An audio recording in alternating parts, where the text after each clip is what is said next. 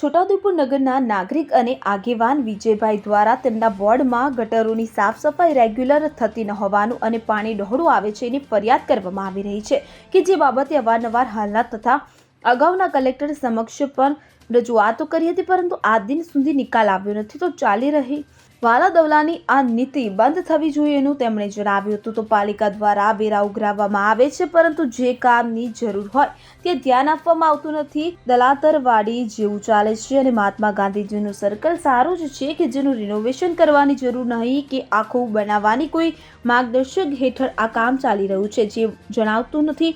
તો ઉચ્ચ અધિકારીઓ પણ ધ્યાન આપે તે જરૂરી બન્યું છે તેવી નગરજનોની માંગ ઉઠી છે.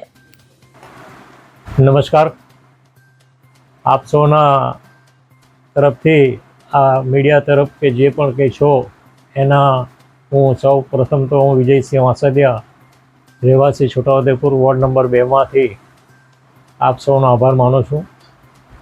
મારી ખાસ તો વાત એ છે કે છોટાઉદેપુર વોર્ડ નંબર 2, બીજા બધા વોર્ડની વાત પછી કરીશું, પણ વોર્ડ નંબર 2ની અંદર અમારી જે સમસ્યાઓ છે જે ઘણા વર્ષથી ચાલી આવી છે કે ગટરોની સાફ સફાઈ રેગ્યુલર થતી નથી, પાણી ડોળું આવે છે તો ભરાઈ રહે છે, એનો નિકાલ થતો નથી. વરસાદના પાણીના નિકાલ માટે અમે છેલ્લા ઘણા વર્ષોથી નગરપાલિકાને પણ અરજી કરેલી છે.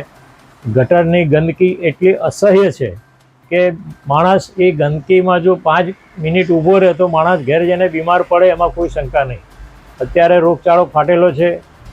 અવારનવાર કલેક્ટર શ્રી સાહેબને પણ અમે આ બાબતે જાણ કરેલી, અરજી પણ કરી છે લેખિતમાં, અને અગાઉના જે સ્તુતિ ચારણબેન હતા એમણે પણ નગરપાલિકાને સૂચના આપેલી, છતાં પણ સરવાળે કામગીરીની બાબતમાં મીંડું છે.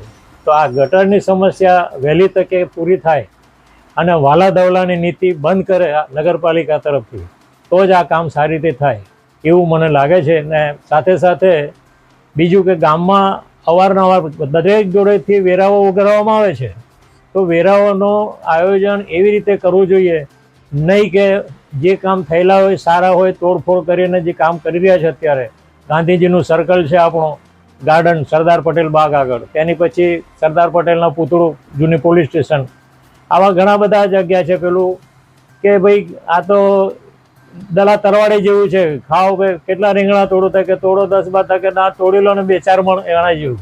અને અત્યારે કોઈની પર અંકુશ હોય એવું જણાતું નથી.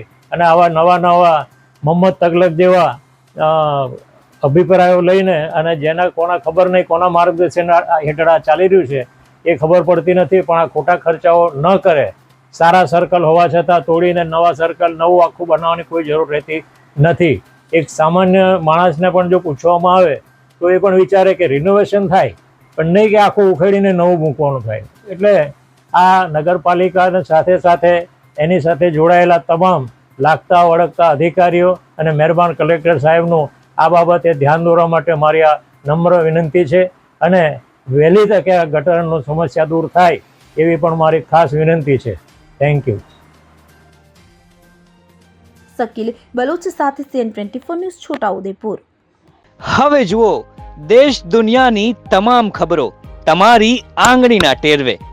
ઉઠાવો મોબાઈલ અને Google Play Store પરથી ડાઉનલોડ કરો અમારી CN24 ન્યૂઝ મોબાઈલ એપ.